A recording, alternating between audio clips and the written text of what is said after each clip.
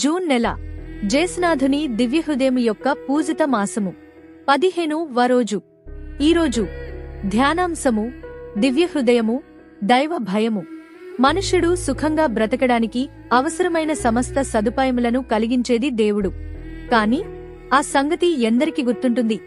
తన తెలివితేటలు, శక్తి సామర్థ్యాల వల్ల సమస్తం సమకూరుతున్నాయని భ్రమించి మానవుడు మురిసిపోతాడేగాని పరమాత్ముని స్మరింపడు. సమస్తం తన ప్రయోజకత్వమేనని తలపోసి విర్రవీగడం మానవ నైజంగా మారింది. సమస్తానికి కారణభూతుడైన యేసు దివ్య హృదయమును స్తుతించుటే తన విధి అని మానవుడు మరచిపోతున్నాడు. దైవ భయం కించిత్తైనా లేదు. తన తల్లిదండ్రులను ప్రేమించే కుమారుడు వారికి అన్నిటియందు విధేయించి మహా జాగ్రత్తగా ఉండి వారికి ఏ కష్టము రప్పించకుండా నడచి తన చేతనైనంతవరకు ప్రేమను వ్యక్తపరచును. అదేలాగు మనము దివ్య హృదయమును ప్రేమించుచున్న ఎడల పాపములకు భయపడి నడువవలెను. కావున దైవ భయము మనకు చాలా అవసరము. ఈ దైవ భయము అనునది భద్రమైన అభ్యంగములో పొందు పవిత్రాత్మ యొక్క 7 వరములలో ఇది ఒకటి. దైవ భయము పాపము నుండి మనలను కాపాడుటయేగాక పుణ్యములను అనుసరించి మన యేసునాథునికి సేవ చేయనట్టులా మన హృదయమును సిద్ధపరచుచున్నది.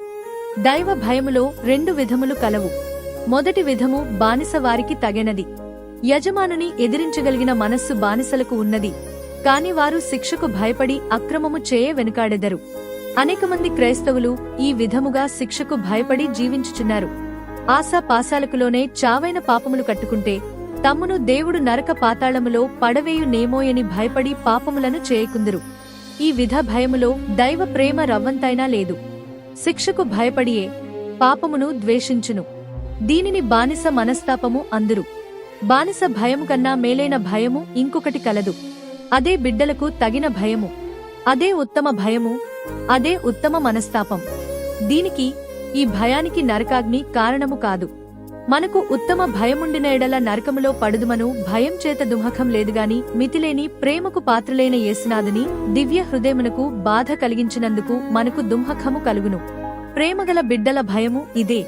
బిడ్డలు తమ తల్లిదండ్రులను ప్రేమించులాగున మనము తండ్రియైన దేవుని ప్రేమించి పాపము చేత వారికి బాధ కలిగించకుండా భయపడవలెను. ఈ ఉత్తమ భయముగల క్రైస్తవులు యేసునాథుని దివ్య హృదయమునకు చాలా ప్రీతి పాత్రులగుదురు. తమ పాపములకు ఉత్తమ మనస్తాప పడిన వారికి దేవుడు వెంటనే ఓర్పు దయచేయుదురు. పాపములన్నీయు పరిహారమైపోవును. బిడ్డకు తగిన ఈ భయము పునీత జ్ఞాన ప్రకాశముగారి హృదయమును తరింపచేసింది, మనస్తాపముతో నింపింది. మంచి పాప సంకీర్తనం చేయనట్లు తోడ్పడింది. హేరాళమైన కన్నీళ్లు రాల్చి ఏడ్చాడట. ఈ పరిశుద్ధ యవ్వనుడు చేసినలాగున మంచి క్రైస్తవులుగను నడవ ప్రయాసపడవలెను.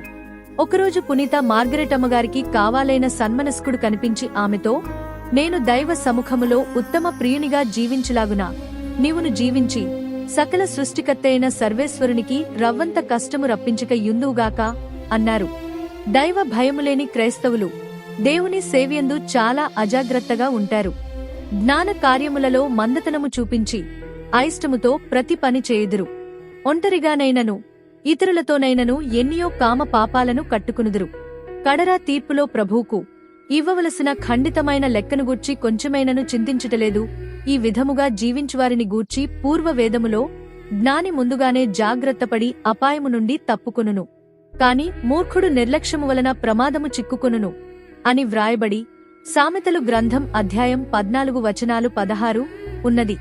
పునీత చిన్నప్పగారు ఉన్నత పదవిలో ఉన్నప్పుడు తాను చేసిన ఘోర పాపములను పరిహరింప మహాకఠిన తపస్సు చేయిచు ఇతరులకు బోధించిన పిదప నేను భ్రష్టుడను కాకుండుటకే నా శరీరమును నలుగగొట్టుకొనుచు అదుపులో ఉంచుకుందును. 1 కొరింథ అధ్యాయం 9 వచనాలు 27 అని అన్నారు. అద్భుత సంఘటన. సాంగోపాంగమునందు దైవ ప్రేమయందు పేర్గడించిన పునీత తెరేసమ్మ ఈమె పడుచు తనములో యేసు ప్రభువు సేవలో చాలా అజాగ్రత్తగా మెలిగింది. చిన్న చిన్న లోకాసలకులోనే ప్రభు ప్రేమకు దూరమైందట. అప్పుడు ఒకరోజు దివ్య రక్షకుడు తెరేసమ్మకు కనపడి నరకము చూపించి, ఇదిగో చూడుము, నీవు పూర్తిగా పుణ్య సాధకమునకు నిన్ను ఒప్పగించని పక్షమున నీవు క్రమేణా ఆ లోకాసల చేత పెద్ద పాపములను చేసి ఈ భయంకరమైన నరకంలోకి త్రోసివేయబడుదువు అని చెప్పిరి. అప్పటినుండి తెరేసమ్మ నరకమును గూర్చి తలంచుకున్నప్పుడెల్లా భయముతో వణికిపోయేది. పాపములో పడకుండునట్టు ప్రార్థనలు చేసేది. యేసు దివ్య హృదయమునకు స్వల్ప బాధ రప్పించుట కంటే చనిపోవుటకు సిద్ధముగా ఉండా ఈ నరక భయము నాకు సహాయపడునుగాక అనుకునెడిది. మన పాపములు నరక కూపమునకు తోడ్కునిపోవునని పదే పదే తలంచుకునినచో నరక భయము మనలను పాపము కట్టుకుననివ్వదు. స్వల్ప పాపమునైనను సరే స్వస్తి చెప్పి దైవ భయముతో మన ఆత్మను రక్షించుకున్నట్టుకు ప్రయాసపడుదుముగాక. పునీత మార్గరితా మరియమ్మగారి సుకృత వాక్యము. సిలువే ఘనం, సిలువే ధనం, సిలువే భాగ్యం. సిలువ వల్లనే రక్షణ కలుగు శ్రేష్టమైన భక్తి భావం. సిలువ శ్రమ చిహ్నం. అట్టి శ్రమ చిహ్నమే మానవ జీవితంలో ఘనం, ధనం. సిలువ లేకుండా ప్రేమ లేదు. ఇది మన యేసునాథుడు సిలువ మ్రాన నుండి మనకు నేర్పించిన పాఠం. ఆ యేసు దివ్య హృదయము పరిశుద్ధ దివ్య సత్ప్రసాదములో వేంచేసియుండి మనకు ఇప్పుడును ఆ పాఠమును నేర్పించుచున్నారు. సుకృత జపము. యేసునాథుని మధురమైన దివ్య హృదయమా, నాతో ప్రేమగా ఉండండి. యేసు తిరు హృదయమునకు సమర్పించుకును జపము. ఓ యేసువా, మా దివ్య రక్షక, మమ్మును మా కుటుంబమును మీ దివ్య హృదయమునకు అర్పించుచున్నాము. మా హృదయములను మీ ఆధీనమున ఉంచుచున్నాము. వాటిని శుద్ధీకరించి, బలపరచి, బాగుచేసి మీ దివ్య ప్రేమను వాటియందు నింపండి. ఓ మహాప్రేమగల తిరు హృదయమా, ఈ లోకములో మీరు మాకు బలముగను జీవముగను ఉండి మరు లోకములో నిత్య కాలమునకు మా ఆనందమును భాగ్యమునే యుందురుగాక. ఆమెన్. యేసుక్రీస్తునాథుని వెలలేని తిరురక్త ఫలములను చూసి ఉత్తరించు ఆత్మమీద మామీద దయగా ఉండండి స్వామి. పరలోక జపము. పరలోకమందుండెడు మా యొక్క తండ్రి, మీ నామము పూజింపబడునుగాక. మీ రాజ్యము వచ్చునుగాక. మీ చిత్తము పరలోకమందు నెరవేరునట్లు భూలోకమందు నెరవేరునుగాక. నానాటికి కావలసిన మా ఆహారం మాకు నేటికి అనుగ్రహింపుము. మా యొద్ద అప్పు పడినవారి మేము మన్నించినట్లు మా అప్పులను మీరు మన్నించండి. మమ్ము శోధనయందు ప్రవేశింపనివ్వక కీడులో నుండి మమ్ము రక్షించండి. ఆమెన్. మంగళవార్త జపము. దేవవర ప్రసాదము చేతనిండిన మరియమ్మ, వందనము. ఏలినవారు మీతో ఉన్నారు. స్త్రీలలో ఆశీర్వదింపబడినవారు మీరే. మీ గర్భ ఫలమగు జేసువు ఆశీర్వదింపబడినవారు అగునే. పరిశుద్ధ మరియమ్మ, సర్వేశ్వరుని యొక్క మాత, పాపాత్ములమై యుండెడు మా కొరకు ఇప్పుడును మా మరణ సమయమందును ప్రార్థించండి. ఆమెన్. త్రిత్వ స్తోత్రము. పిత, పుత్ర, పవిత్రాత్మకు మహిమ కలుగునుగాక. ఆదిలో కలిగినట్లు ఇప్పుడును ఎప్పుడును సదాకాలము కలుగునుగాక. ఆమెన్. జేసునాథుని యొక్క పరిశుద్ధ దివ్య హృదయమా, మామీద దయగా ఉండండి స్వామి.